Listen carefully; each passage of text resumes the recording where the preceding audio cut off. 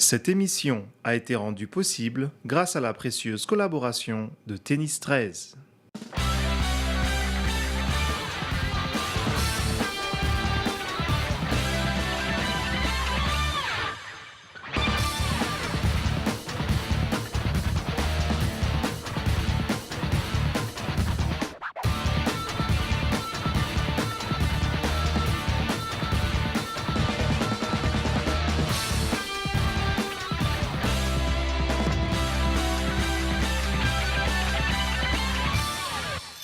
Cette semaine à Sportneuf Laval, Michel et moi, on découvre un sport qui est en train de prendre de l'expansion dans la région de Laval et de Montréal. Il s'agit d'un sport qui peut se jouer autant à l'intérieur que sur le sable qu'à l'extérieur. Non, je ne parle pas du volleyball, mais bien de l'Ultimate Frisbee. Et on va parler de l'Ultimate en compagnie de Jean-Lévis Champagne, le directeur du Royal de Montréal. Bonjour, Jean. Bonjour. Salut. Comment ça va? Ça va super bien, vous autres? Très bien, merci. Oui, ça va bien. Super. On est très content de parler de ce sport, surtout Michel. Je pense que Michel l'attendait avec impatience. Là, Ouais, cette- moi, ça a cette toujours été un thématique. sport que je trouve spectaculaire à regarder. C'est un sport que je trouve qui amène aussi des bonnes valeurs par rapport à l'esprit d'équipe, la cohésion d'équipe. Donc, et aussi au niveau des habiletés, les habiletés athlétiques, physiques des joueurs. Là, je trouve que c'est Continue. intéressant. Je suis d'accord avec C'est toi. ça, Moi, hein? Vas-y, Mais vas-y. je trouve que c'est intéressant à voir. C'est rafraîchissant aussi. Ça fait changement de ce qu'on peut normalement voir. Mais j'imagine, pour une organisation comme le Royal, ça peut avoir aussi... ça peut représenter un défi que de vouloir s'impliquer dans un environnement sportif développé comme on a ici dans la grande région métropolitaine. Oui, c'est un gros défi. Écoute, on connaît le Canadien de Montréal, on connaît. C'est quand même des concurrents au niveau d'une équipe professionnelle. Nous, on a le double défi d'avoir une équipe professionnelle qu'on essaie de faire connaître et un sport qu'on essaie de faire connaître, de faire découvrir aussi. Un sport relativement jeune. Là. L'Ultimate Frisbee a 40 quelques années en tant que tel depuis son invention. Donc, ça pousse beaucoup, mais de se faire connaître.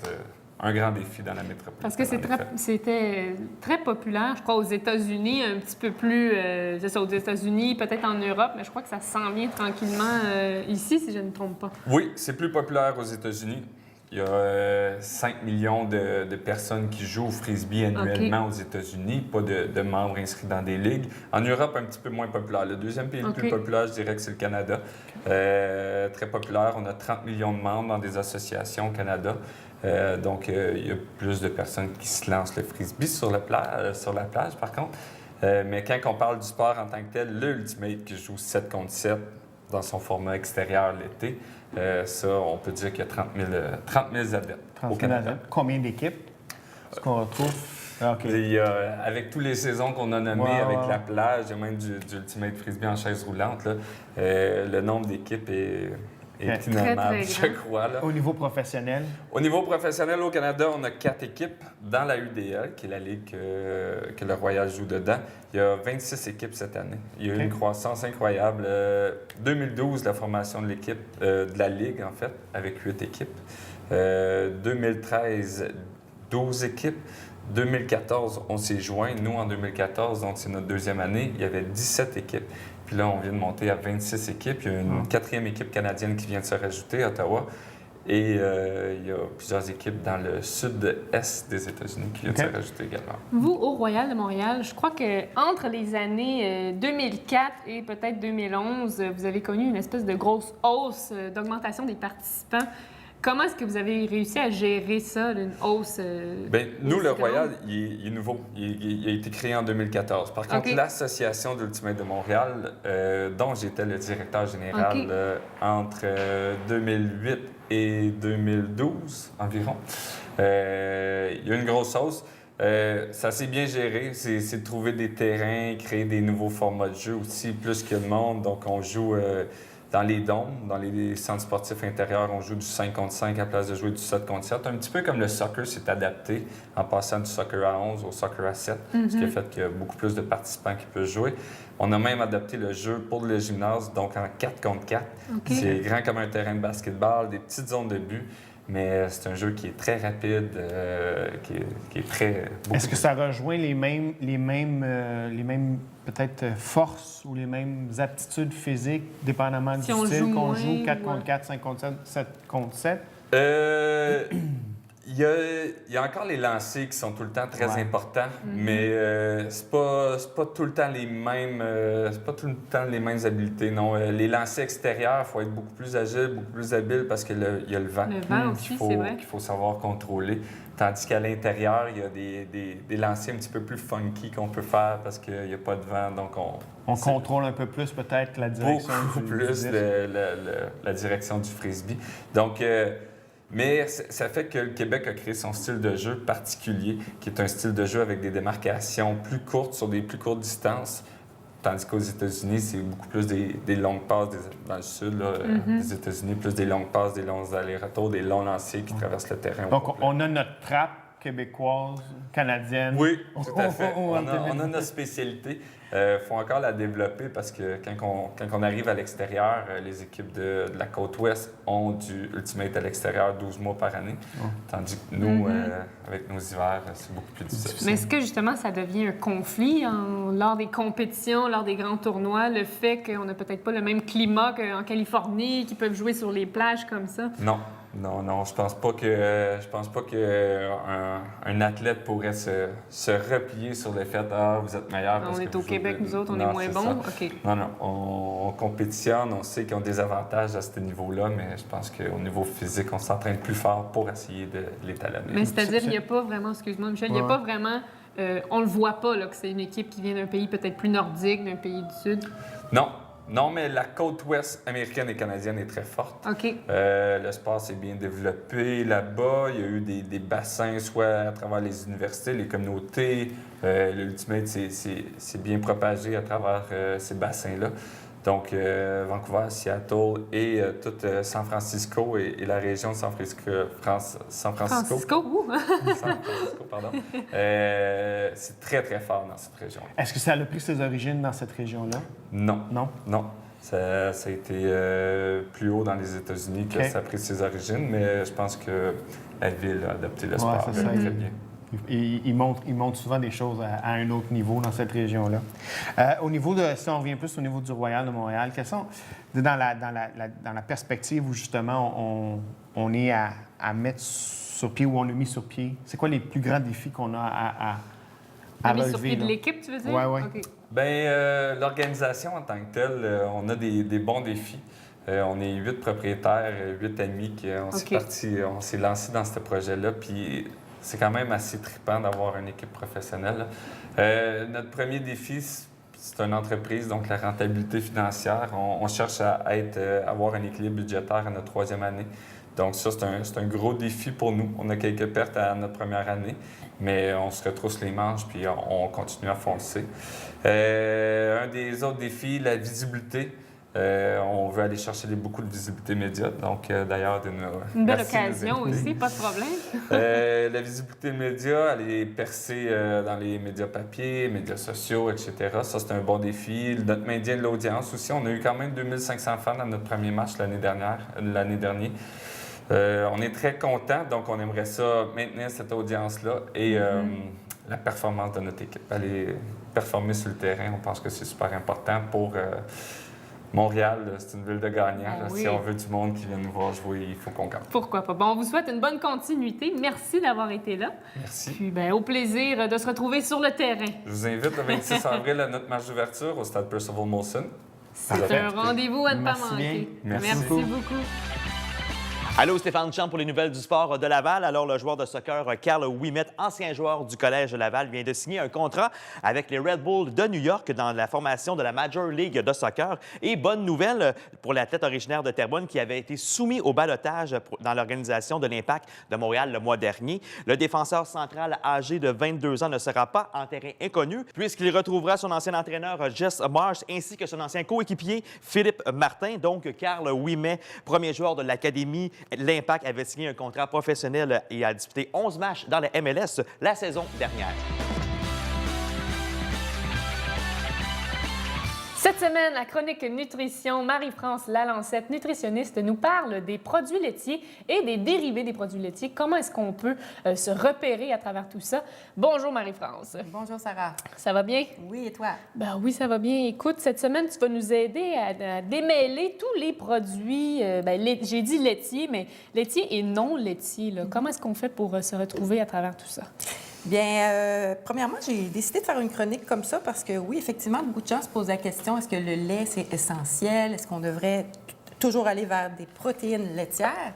Bien, La réponse est... La réponse est que, en fait, ça nous apporte effectivement plein de nutriments facilement et très bien absorbés, le calcium, la vitamine D, la riboflavine, plein de choses et des protéines facilement. Donc, quand on tolère, c'est certain qu'on va vers ces produits-là. Mais si on ne tolère pas les produits laitiers ou le lactose, comme Et on voilà. dit. Et même quand on tolère et qu'on prend ces produits-là, il y a tout un choix à faire. Hein? Si on regarde, c'est des laits aromatisés, il y en a de plus en plus, des choses Des avec laits aux beaucoup, fraises, au chocolat. d'enrichissement. Et il y en a même avec des oméga-3. Hein? C'est un peu comme mettre des graines de lin dans son lait, finalement. Alors, quoi penser de tout ça? Alors, ce qui est important de comprendre avec un lait qui n'est pas un vrai lait, à partir du moment où on lui ajoute quelque chose, on ne peut plus appeler ça un lait. On doit appeler ça un breuvage laitier. Un breuvage laitier, parfait. Et son prix peut être augmenté parce que le lait a un prix plafond qui doit être respecté par tous les fabricants. Alors qu'un breuvage laitier, ça peut avoir Le le prix prix peut augmenter. qu'on OK. veut, finalement. Alors, ça peut être très dispendieux d'aller chercher un lait à la fraise qu'on pourrait très bien se faire soi-même avec comme un smoothie avec moins de sucre que ce qu'il y a là-dedans. Parce que si on regarde tout ce qui est aromatisé à l'érable, au chocolat, sont délicieux ces laits-là, mais en fait... C'est si le on- sucre qui rend c'est cette ça. saveur Puis ça peut être délicieuse. comme une boisson gazeuse en bout de ligne, là, tu sais, ça. Alors, certaines personnes disent, moi, j'aime pas le lait, mes enfants n'aiment pas le lait, je les encourage, j'aime mieux qu'ils prennent ça que rien. Alors, il y a un petit hic là-dessus, là, c'est qu'à un moment donné, le lait, c'est un bon aliment. Alors, on en fait quelque chose de moins bon si on ajoute OK. toutes ces choses-là Alors, tu nous dedans. suggères un lait un peu plus standard, là, pas de... Un vrai lait. Et allons chercher nos oméga-3 dans les dans sources le lait. d'oméga-3. Sinon, côté boisson sans lait, donc Oui. les laits d'amande, les laits de riz, c'est ça? L'essentiel à savoir, c'est surtout l'enrichissement. Parce que là, quand on parle d'une boisson de soya comme ça, c'est pas à l'état naturel qu'on retrouve le calcium, la vitamine D, tout ça. Alors, premièrement, c'est très important de bien agiter le Le contenant à brasser. chaque fois parce qu'on peut perdre jusqu'à 40 de la valeur des nutriments qui sont Nutritifs. ajoutés. Et il y a aussi beaucoup de choses qui, finalement, nous confondent un peu, je dirais, en faible teneur en gras. Il y en a des moins sucrés. Il y en a à 35 calories, d'autres à 90. Alors, ce qu'il faut comprendre, c'est qu'on essaie de reproduire un lait. Hein. Alors, on n'a pas besoin d'avoir quelque chose qui est non sucré. Parce qu'il y a un peu de sucre quand même dans le lait, il y a du lactose. Alors, pourquoi aller diminuer la valeur nutritive en essayant de trouver le moins de calories possible, le moins de sucre possible? Souvent, on enlève, par exemple, celui-ci, si tu as faible teneur en gras. Alors, il y a les mêmes calories, on a juste ajouté plus de sucre. OK. Et aussi, c'est sûr que les arômes sont fréquents aussi là-dedans. Hein. Il y a des saveurs qui peuvent augmenter la teneur en sucre. Mais habituellement, c'est quand même il y a beaucoup de choix de lait, substituts du lait qui sont raisonnables au niveau du sucre. Il y a aussi des laits de soya. laits comme à base de noix et de noix, hein, d'amandes et de coco. Donc, il y a différentes façons de reproduire une valeur nutritive d'un lait. J'irai pas vers les laits de coco d'une façon régulière. Par contre, Pourquoi dans les... ça? Parce que c'est plus gras, ça se peut-tu? Les types de gras sont pas les mêmes. On a OK. plus de gras saturés, en fait. Donc, Oui, au niveau... 25 ici pour une tasse. Oui, 5 grammes de gras saturés, c'est quand même beaucoup. Alors, certains disent que ces gras saturés-là ne seraient pas comme les autres, qui ne seraient pas aussi nocifs, mais on n'est pas encore sûr de tout ça. Alors, l'idéal, c'est d'aller vers des gras qui ressemblent plus au lait, finalement. Et on a des bons polyinsaturés dans les boissons de soya aussi, dans les laits d'amande. Et on peut, par contre, cuisiner avec le lait de noix de coco, puis c'est crémeux, puis ça peut faire des bons desserts. La même chose avec les laits qui sont... non sucré. Des fois, ça peut s'adapter mieux aux recettes qui sont des OK. repas. Remplacer un lait dans une recette de sauce, une recette de vol au vent, une recette plus neutre. Parfait. finalement. Donc, il y en a pour tous les goûts. Merci Il y en beaucoup, a pour tous les Marie-France. goûts. Merci. À la semaine prochaine. Bonne semaine. Du côté des Jeux du Québec, le premier bloc satisfaisant pour la mission lavalloise. Les 77 athlètes de la région de Laval ont pris part au premier bloc de compétition de la 50e finale des Jeux du Québec et ont obtenu une récolte de 10 médailles et 33 lauriers d'or. Donc, au niveau du classement par sport, la délégation lavalloise termine au 5e rang avec boccia. Au curling, les filles prennent le 3e rang et les gars se classent au 8e rang. Et du côté de l'escrime, les gars ont terminé en 8e position. Du côté des gymnastiques, gymnastes, ils ont pris le 10e échelon. Au tennis de table, les pongistes ont clôturé avec le top 5 et les patineurs artistiques ont terminé au 15e rang. Et au karaté, la région s'est classée en 12e position. Donc, au total, 141 jeunes ont représenté Laval dans ces différentes épreuves. Donc, bravo à tout ce monde-là. Notre athlète invité de la semaine se nomme Philippe Tivierge. Il est âgé de 34 ans et il a commencé à pratiquer le Ultimate Frisbee à l'âge de 23 ans. Bonjour Philippe. Bonjour. Salut. Comment ça va? Oui, ça va très bien. Ah oui, excellent. Philippe, en commençant, on veut savoir pourquoi le Ultimate? Pourquoi est-ce que tu joues au Ultimate Frisbee? Pourquoi moi je joue? C'est le plus beau sport, selon moi. J'en ai essayé quelques-uns. J'ai essayé le hockey, le soccer, le badminton. C'est un sport qui est le mouvement du frisbee fait que c'est le fun de courir après le frisbee, c'est le fun de se donner différentes trajectoires. C'est très spectaculaire aussi, à cause justement du frisbee qui flotte. Il y a plusieurs plongeons. Puis c'est très, très rapide. C'est basé sur les qualités athlétiques des joueurs. Il n'y a pas de contact. Fait que c'est vraiment basé sur la vitesse, qui saute le plus haut, les plus beaux lancers. C'est vraiment un très, très beau sport. Qu'est-ce qui t'a amené il y a 11 ans à justement peut-être choisir ce sport-là? Est-ce que j'imagine aussi que ce qui nous amène à débuter il y a 11 ans et peut-être des raisons qui vont changer ou progresser avec... Bien, moi, à l'époque, je jouais au badminton. Je suis un grand passionné de badminton, toujours enfermé dans un gymnase. J'ai goûté au frisbee où on joue dehors. Puis j'ai été intégré par des collègues de travail qui m'ont intégré dans une équipe récréative.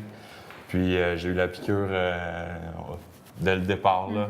À tous les jeudis soirs, j'avais hâte au prochain jeudi pour jouer la prochaine fois, je m'en souviens encore. Donc c'est ça.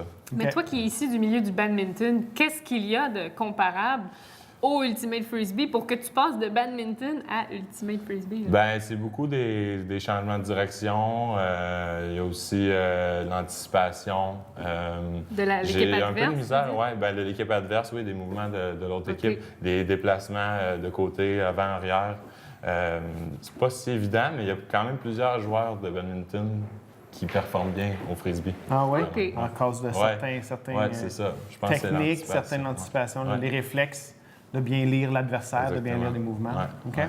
Le Ultimate, je crois, de ce que j'ai lu, il n'y a pas d'arbitre quand on joue au jeu. Comment est-ce qu'on gère tout ça en tant que joueur? Ben, c'est ça. Au niveau récréatif, il n'y a pas d'arbitre. OK. Donc, c'est les joueurs eux-mêmes.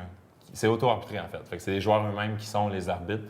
Donc, à chaque fois qu'on pense qu'il y a une faute, on va appeler une faute parce que, mettons, tu m'as touché la main avant que j'attrape le frisbee puis je n'ai pas attrapé à cause de ça. Donc, je vais appeler une faute. Puis là, toi, tu peux contester ou pas contester. Donc, il y a 2 scénarios. Si jamais tu contestes, bien, on retourne au lancer, on retourne à l'action précédente. Puis si tu acceptes que c'était bel et bien une faute, on fait comme si je l'avais attrapé, puis là, on recommence le jeu. Donc, c'est comme ça que c'est géré. Au niveau professionnel, il y a des arbitres. C'est surtout pour accélérer le jeu, pour le spectacle. En tant que joueur, je ne peux pas dire que je préfère avec des arbitres, mais je suis conscient que pour le spectateur, ça va donner un meilleur spectacle parce que sinon, il y a des discussions, des fois le jeu arrête, puis là, ça donne un meilleur spectacle comme ça avec les arbitres. Je pense aussi qu'on est habitué dans la structure du sport, quand on a un sport professionnel qui est un certain encadrement, une certaine structure. Ouais. Donc, ça serait peut-être difficile d'intégrer le milieu sportif sans nécessairement avoir la structure. Oui, pour les gens qui connaissent moins le sport, c'est en effet, tout le monde se demande, voyons donc, ça se peut pas qu'il n'y ait pas d'arbitre. Mais vraiment, à haut niveau, ça fonctionne. Au championnat américain, là, qui est le plus haut, le plus fort, là, il n'y a pas d'arbitre. Mais dans les ligues professionnelles, pour le spectacle, pour la télévision, pour amener des spectateurs dans les gradins, c'est mieux. Donc, est-ce qu'il y a eu une progression en recul il y a 11 ans? J'imagine que tu me parles de circuit professionnel, de télévision. C'était pas présent dès le Peut-être départ. pas à Là, ça a Montréal, progressé. ici, près de Fait Laval. que la ligue dans laquelle le Royal joue, c'est la UDL. La UDL, c'est sa 4e année qui va commencer en 2015. OK. Le Royal est dans la ligue depuis, ça va être sa 2e année. OK. Donc, on a intégré la ligue. Puis il y a une autre ligue professionnelle aussi aux États-Unis, qui est la MLU. Major League Ultimate. Donc, c'est 2 ligues professionnelles rivales, un peu comme dans le temps avec la Ligue nationale de hockey et l'AMH. Il y avait 2 ligues qui se disputaient les joueurs. C'est un peu la même chose présentement. OK.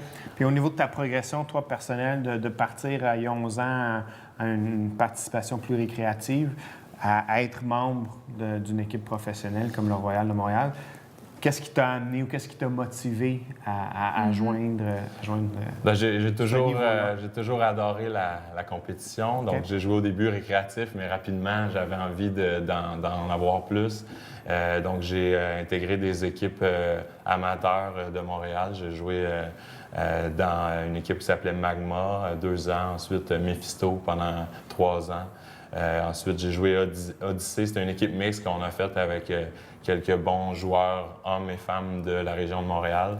Avec ça, on a atteint des beaux sommets. On a gagné le US Open, qui est un très, très fort tournoi. Fait que, puis après ça, quand le Royal a commencé, bien évidemment, c'est un projet très rassembleur. Alors, tous les meilleurs joueurs ont embarqué dans ce projet-là, oui. Okay. Moi, ce que je veux savoir, c'est est-ce que c'est décourageant en tant qu'athlète d'un sport qui n'est pas nécessairement très populaire ou qui n'est pas très médiatique, comme je pourrais dire? Est-ce que c'est décourageant des fois de savoir que notre sport, c'est pas le numéro 1? C'est une très bonne question. Moi, je suis très, très passionné et puis j'essaie de faire justement que ce sport-là devienne de plus en plus populaire et connu. En effet, des fois, j'entends des entrevues à la radio puis je me demande pourquoi ils parlent de ça au lieu de parler du Royal. Mais je pense que c'est un processus. Ça s'en vient. C'est encore la première génération de joueurs de Ultimate. Les journalistes sportifs ne connaissent pas encore beaucoup notre sport. Donc, c'est un peu normal que ça prenne du temps.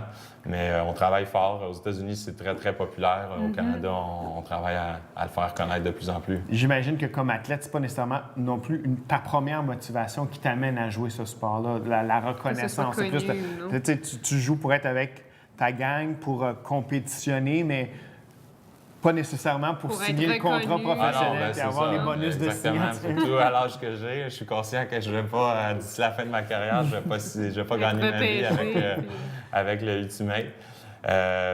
Donc, oui, c'est ça. C'est pas ma priorité. La première motivation qui t'amène là. Ouais. OK. Est-ce qu'il y a des sélections? Comment on pourrait s'intégrer à une équipe ou progresser? Oui, si on décide, par exemple, maintenant, Michel, je dirais pas ton âge en public, là, mais non. si Michel est intéressé de s'inscrire, c'est quoi la procédure? Pour commencer, en général, pour les gens de la région de Montréal, il y a l'Association d'Ultimate de Montréal que vous allez trouver là, sur les moteurs de recherche.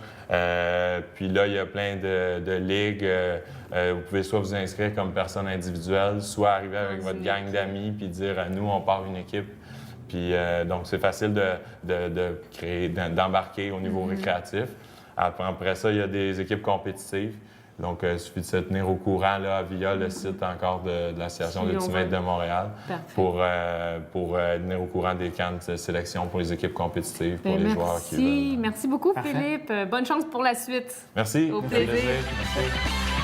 Et cette fois-ci, au baseball, les filles, vous êtes invitées à prendre votre place au baseball Lavallois pour cet été. Donc, l'Association Baseball Laval souhaite que les participantes soient encore plus nombreuses que l'année dernière à prendre part à ce sport. Donc, de plus, cette année, une nouvelle ligue de baseball midget entièrement féminine verra le jour. Donc, la Ligue de baseball intercité métropolitaine qui gérera ce nouveau circuit. Et pour la région de Laval, c'est l'Organisation des associés de Laval qui parrainera l'équipe. Donc, les filles vont pouvoir jouer officiellement dans la Ligue 2A. Cependant, ils appliqueront les règlements de la classe A. Cela va permettre l'équité des jeux et tout le monde pourra frapper. Il y aura une rotation défensive. Le retour au jeu sera permis et un maximum de 5 points par manche et l'utilisation du bâton habituel.